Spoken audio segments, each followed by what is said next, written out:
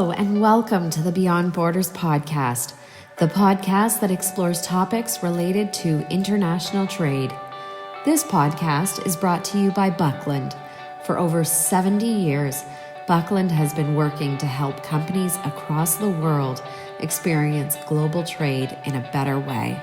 As a customer-focused company, we provide you with a single source of unmatched customs brokerage, trade managed solutions, freight forwarding, trade technologies, and warehousing and distribution services.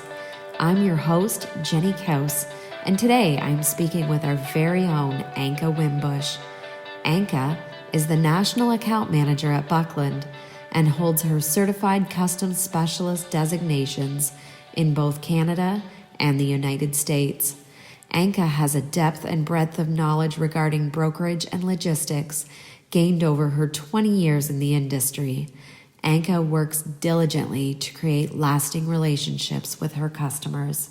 Today, Anka is going to walk us through the topic of Canadian Customs 101, a topic she knows very well.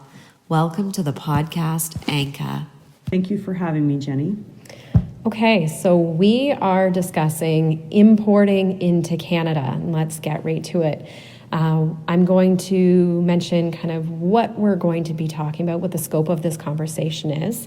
So the things that we're going to be discussing today are the key players in importing to Canada, Canadian documentation requirements, permits, reporting discrepancies, record keeping, reporting exports from Canada, penalties under AMPS, and exporters' responsibility. So we're going to start off with a kind of a big conversation here, starting at the beginning, I guess. And what is a customs broker? So a customs broker is a licensed by customs to carry out customs-related responsibilities on behalf of our customers, which are the importers of record. We provide many different services, of course, it being obtaining the release of imported goods. We will pay duties and taxes on behalf of our importers. We're going to account for the goods, do the final accounting with customs, and absolutely pay any carrier charges on behalf of the importer. So primarily we are obtaining and presenting and transmitting the documentation required to process goods through Canada Customs.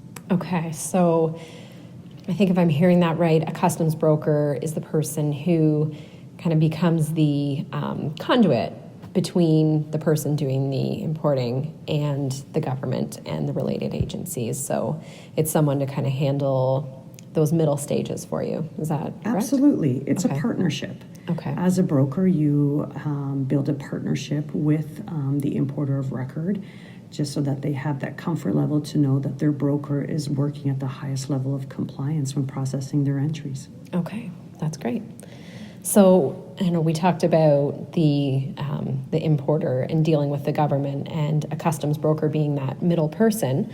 And when we're talking about the government, I think what we're talking more specifically about is the Canada Border Services Agency. Is that correct? Absolutely. Okay, and what do we need to know about the Cbsa?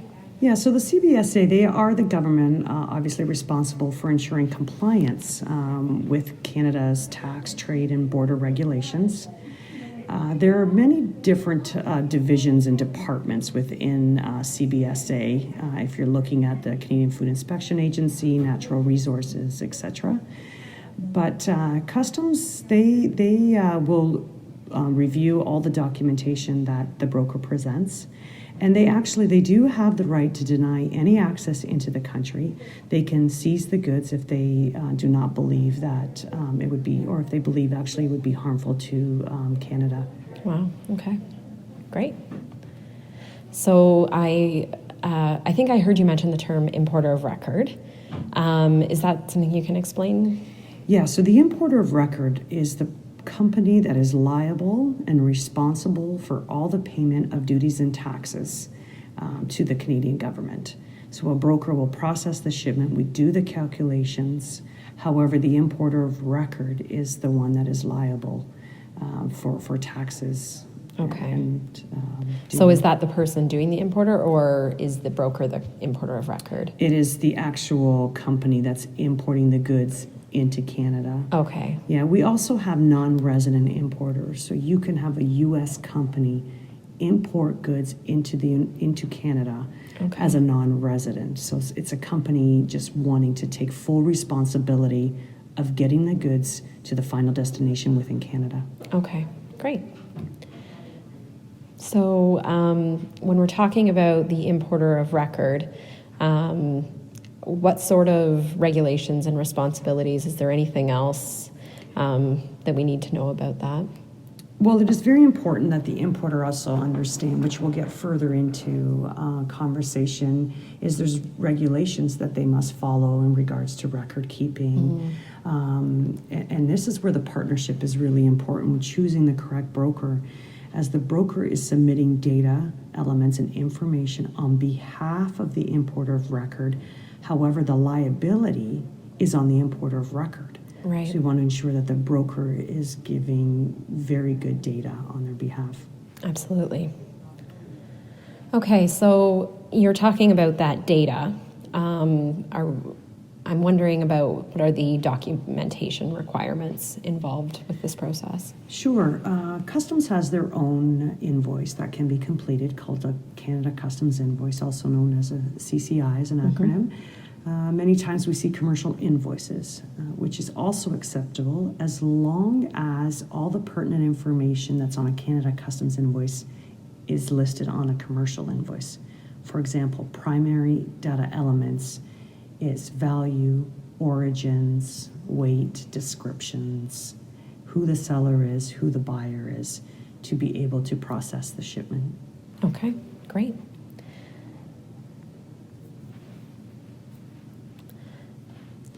So in regards to the Nafta Certificate of Origin, what are the responsibilities there? So the NAFTA, the North American Free Trade Agreement, is something that the supplier who is shipping the goods have to complete it. So it's the exporter's responsibility to provide a valid NAFTA. And if the goods qualify for NAFTA, then the importer of record can eliminate the duty that is applicable Great. on their goods. Okay, great. So another term that I've heard, and I'm wondering if you can explain, is bill of lading. So the bill of lading is normally issued by the actual transportation carrier. It identifies and it shows them the actual traveling of the goods. So from where it's been picked up to the final destination, piece count, weight, pallets, dimensions, that sort. A customs broker can process an entry without a bill of lading. It's not a customs regulation, however, it does have to go with the carrier. Okay, good to know.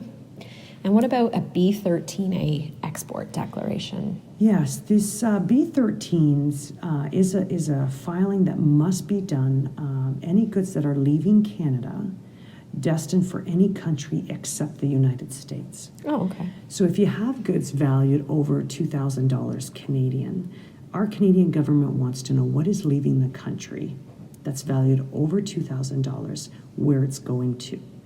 So there are programs in place, and again, as many brokers offer this service to do the filing on behalf of the exporter to ensure that the regulations are met. Okay, and that's something that Buckland does? Absolutely. Okay. And how long, is that, you do that right away? Like does that have to happen before the shipment crosses? Yeah, there are specific timelines depending on the mode of transportation. Okay. So again, air, ocean, truck, there are certain regulations that, a broker would absolutely give you those timelines and ensure that you're within those time restraints. Okay. And then do we know what the government does with that data when they get it? Is that? My understanding is for Stats Canada. Oh, great. To understand who are we selling to and what's leaving Canada and where's it going to.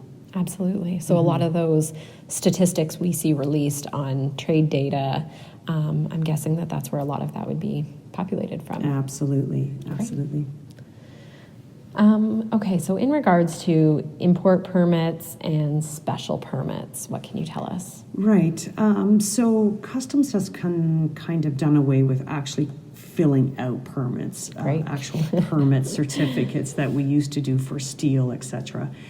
So it's being monitored through other government departments. So it's called OGD, another acronym that we have within customs, and certain goods have to go through OGD, other government departments. As I mentioned, if you want to ship food into Canada, we have the Canadian Food Inspection Agency. We're looking there, and the OGD requirements are triggered by the 10-digit HS classification code that is given to that particular commodity. Okay, so some divisions within the Canadian government want to have additional information on products coming into Canada. Okay, great. One thing I just wanted to take a moment to mention is we've been talking about a lot of things, and we have short forms like OGD. We've had a couple of these acronyms we've talked about.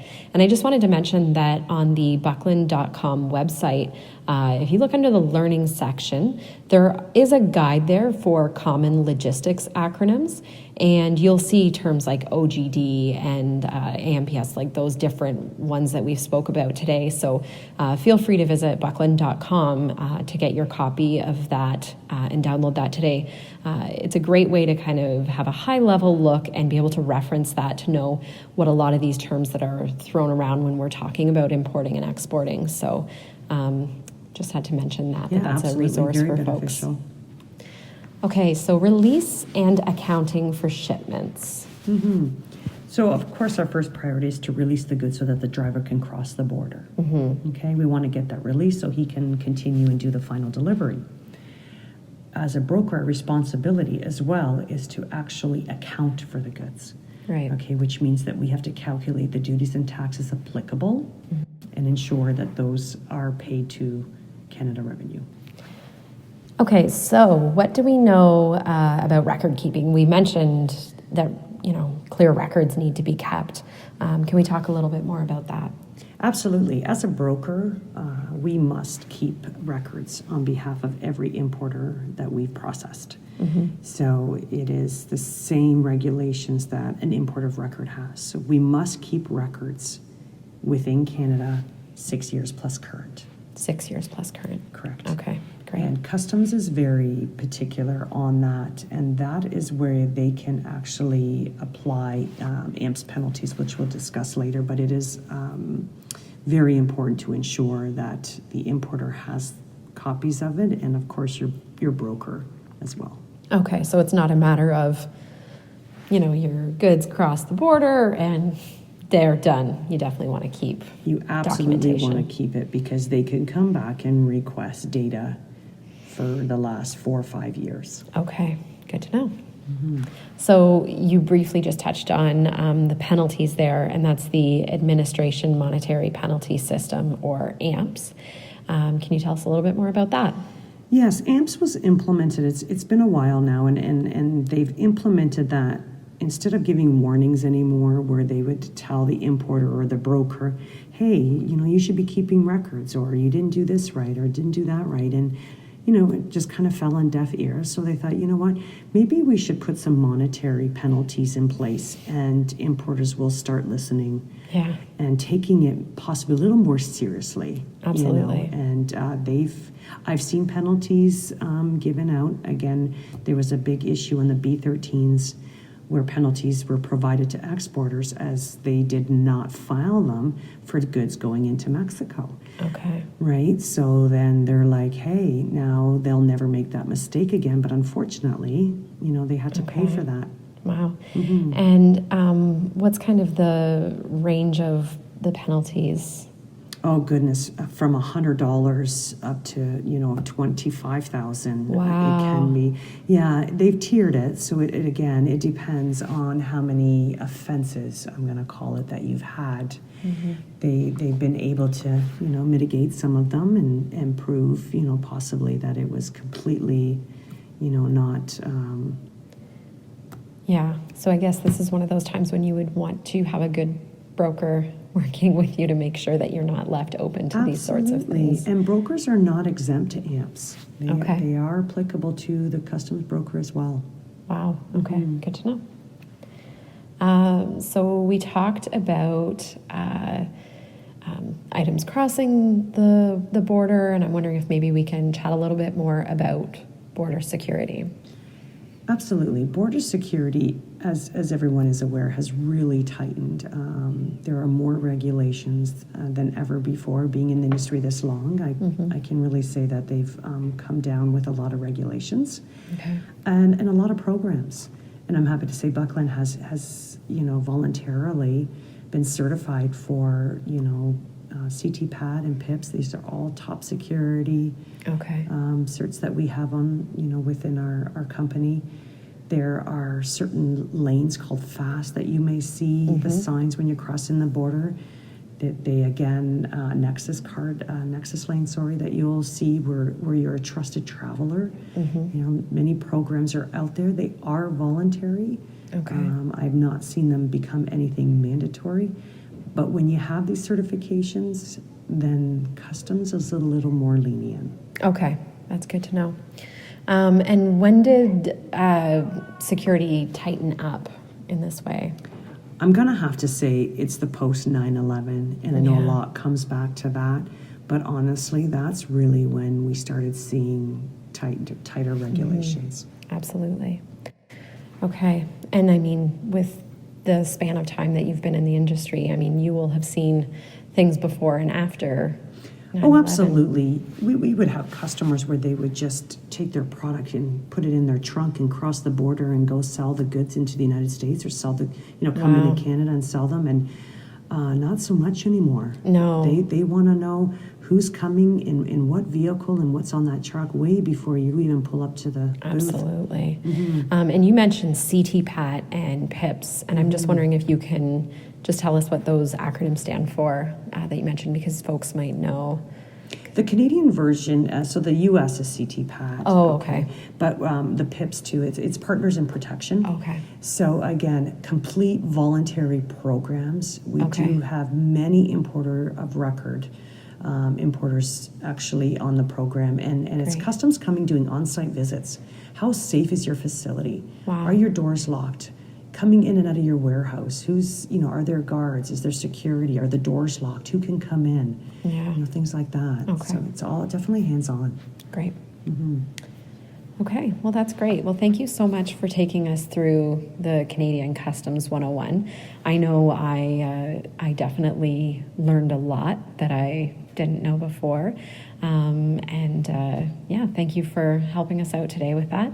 And I would encourage people, if you have any questions, to reach out to us by visiting our Contact Us page. And thanks again, Anka. Yeah, thanks for having me, Jenny.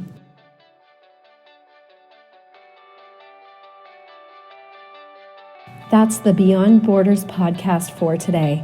Thank you so much for listening, and thank you to our guest, Anka Wimbush, for joining us and for sharing her expertise. If you're looking for resources related to international trade, visit the Buckland website at buckland.com and check out the Learning Guide section for downloadable resources ranging from Incoterms reference charts, tips for avoiding border delays, things to keep in mind when choosing a broker, and more. Please feel free to reach out to us by visiting the Contact Us page at buckland.com for more information or to receive a quote today. Thank you for listening to the first of many Beyond Borders podcasts, and be sure to tune in again for more great conversations about importing, exporting, and everything else in the world of logistics and international trade.